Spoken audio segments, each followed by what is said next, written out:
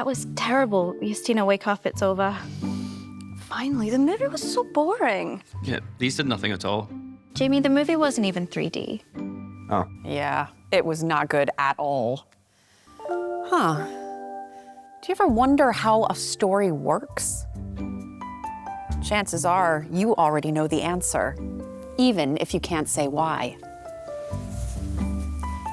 We all know a good story when we hear it, and a bad one. Let's break it down into pieces and find out how they work.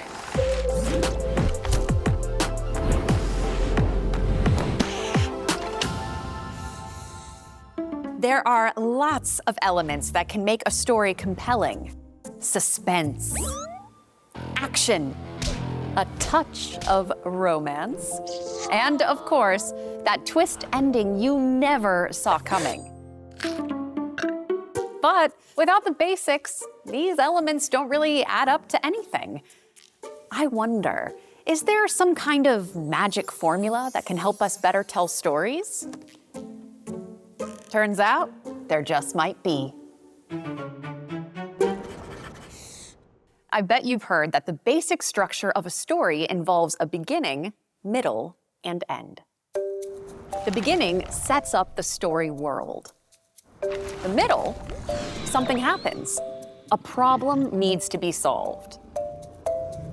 Finally, a resolution. The end. This structure has formed the basis for stories across time and genre, from Shakespeare's Romeo and Juliet to Marvel's The Avengers.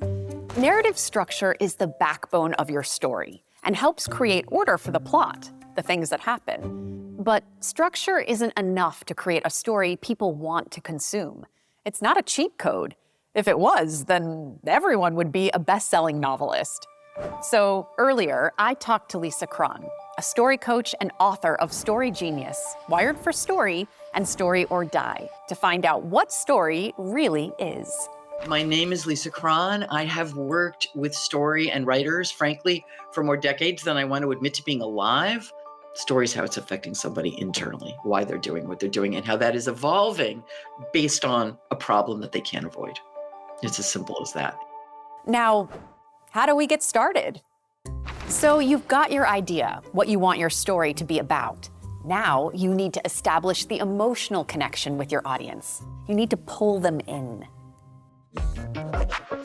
One of the best ways to do this is through the characters in your story. Typically, stories center around a main character, the protagonist, who drives the story through the beginning, middle, and end, someone we connect with, along with an array of compelling supporting roles. The antagonist, the sidekick, the foil, the love interest. You might think of the protagonist as the hero, the one who saves the world, and they can be, but the most important thing for them to be is relatable. We are in the mind of the protagonist. That is a novel or any story's command center. If we are not in their head, we are not reading. And then a story is, you know, as I'm fond of saying, nothing but a bunch of things that happen. It's not about making them perfect. It's about making them feel human. Take a moment and think about your favorite protagonist. Chances are they had certain qualities that you relate with. Now, if there's one thing that almost all stories have in common, it's change. Most often, it occurs through your protagonist, resulting in some sort of enlightenment or transformation. Story is internal, not external. It is about an internal change. That's what matters most. Take Shrek, for example. His journey begins with just one goal: to clear his swamp of magical creatures. But as the story unfolds, that goal changes, and by the end, he finds love, friendship, and ultimately accepts himself. Not only does Shrek's world change around him, but Shrek changes. Onions have layers. Ogres have layers. Onions have layers? You get it. We both have layers. So, if you get stuck when developing your protagonist, Just ask yourself, how will this character evolve throughout the story? Who were they at the beginning, and who will they be at the end? Now we need to set our protagonist's transformation in motion. Something has to happen. Enter conflict. What problem does your protagonist need to overcome throughout the story? And how will they struggle to overcome it? The problem can be external, something that is happening to the protagonist or the protagonist's world, but the struggle can be internal. The story is one problem that grows, escalates, and complicates. And scene by scene by scene by scene in a story, your protagonist is trying to solve that problem. Then every scene, you want your protagonist to make a difficult choice that changes something. So what is that tiny aha? Big things that people, forget to ask. Or they'll have somebody doing something, but they don't think, yeah, but why did they do it? Why would they have done it? What will the consequence of that be? This is important because it can't be easy for them to find the solution, or it won't feel satisfying when they do, nor will their transformation.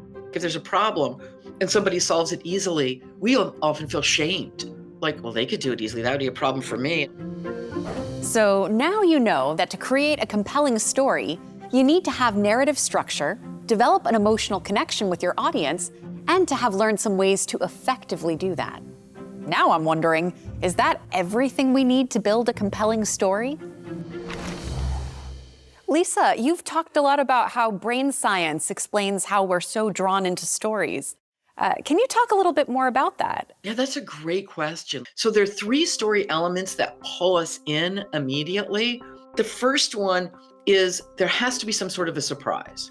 I thought this one thing was going to happen and something else happens instead, because that's what your brain is looking for. And that gets dopamine going. Dopamine is curiosity. The second thing is something is at stake. Something matters. It's not just a surprising thing, but who cares? There's something at stake. And what that does is something we're way more familiar with now than we used to be: cortisol, right? Stress. The third one is empathy, vulnerability. That's making us care. And that's oxytocin, which is the empathy neurotransmitter.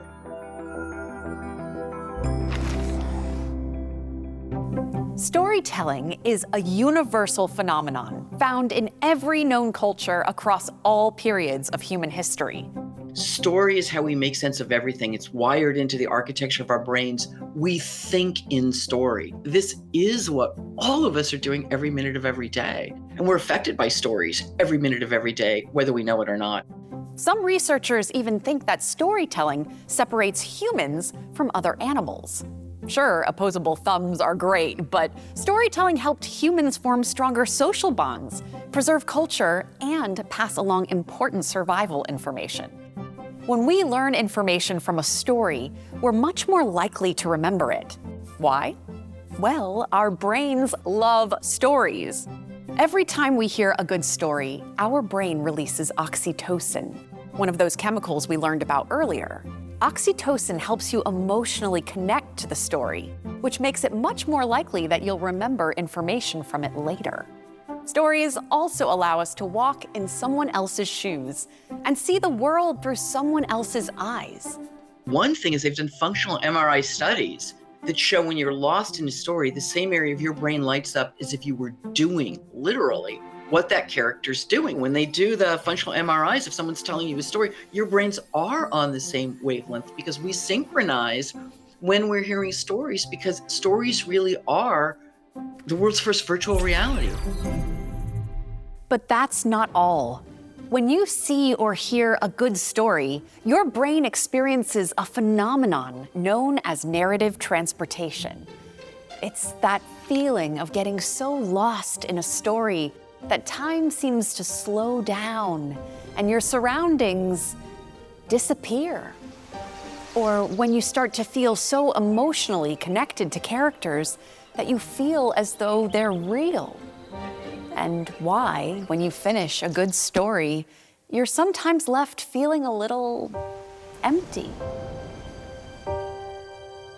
The fact is, we are and always have been addicted to stories. And for as long as humans have been, well, human, stories have helped us make sense of the world.